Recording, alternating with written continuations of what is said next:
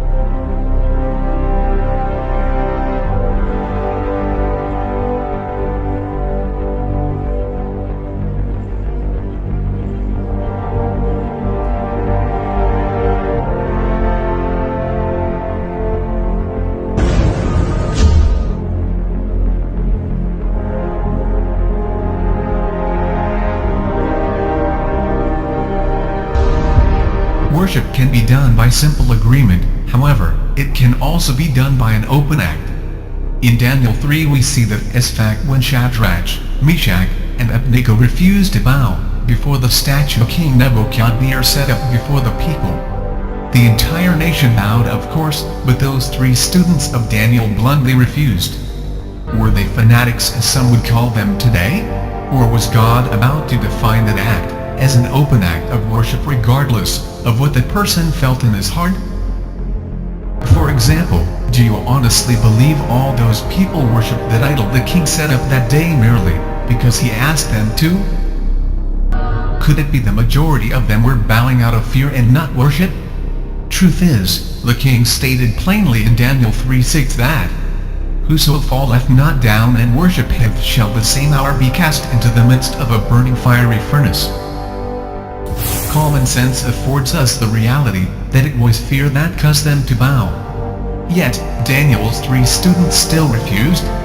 Could it be just a simple act of worship is enough to commit the sin? Indeed it is. For this is confirmed when Shadrach, Meshach, and Abednego were thrown into that furnace of fire. It was so hot that the men that threw them were engulfed in flames and killed by doing so.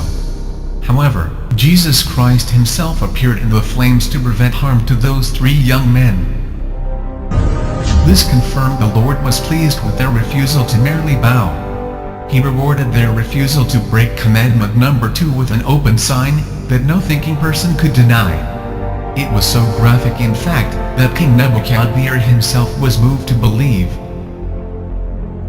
When he saw those 3 young men walking in the flame without any ill effects, and at the same time looking upon his own muscle-bound guards lying dead at the entrance of that furnace, he knew something amazing happened that day. He realized that merely bowing before that statue he set up was sin.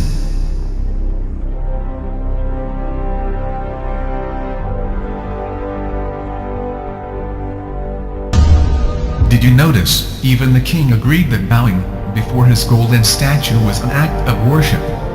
He said with his own mouth that God had sent his angel to protect those 3 young men, that they might not serve, nor worship any god, except their own God. So, how does Roman Catholicism fulfill this prophecy? Are Catholics taught to worship the Pope? Is the entire world taught to do this as well? In John chapter 17 we read this.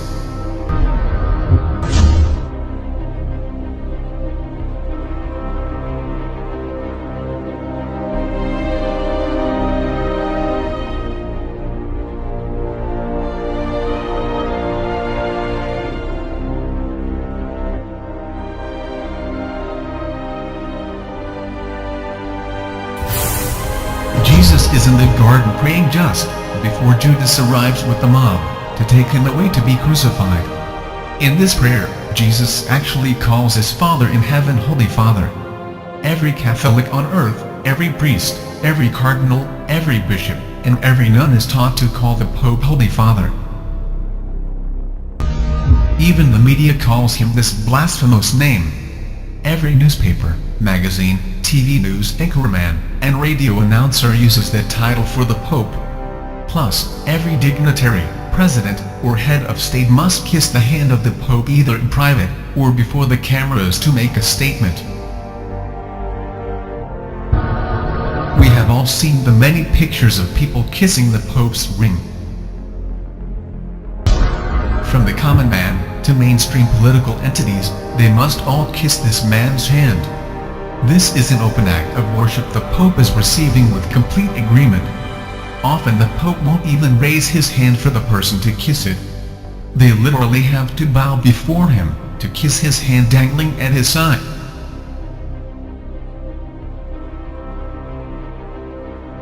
In the past, they once had to kiss the Pope's feet, as seen in the sketching.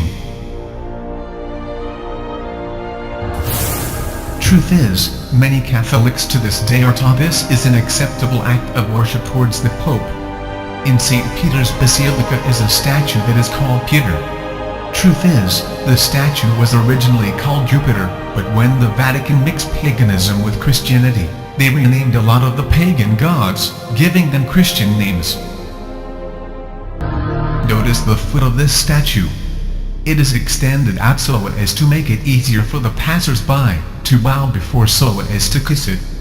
Notice also that foot is worn down so smooth that even the features of the toes are all but completely erased. This is a bronze statue. Can you imagine how many millions and millions of kisses it would take from the soft lips of Catholics the world over to wear the medal away from this statue? This is amazing. Please, pray for these devout people. They have such a misdirected zeal. If they would direct their worship towards the true God of all creation, imagine how wonderful that would be. The other definition of worship will be to lie prostrate before a statue, or a person. Does the Pope even accept this type of extreme reverence? Please take a look at the group of priests that are seeking the Pope's approval to be ordained as Roman Catholic priests. It's amazing to me that the Vatican would allow such pictures to be made public. One of the pictures is a recent picture of Pope John Paul accepting worship from what appears to be at least 80 young priests to be.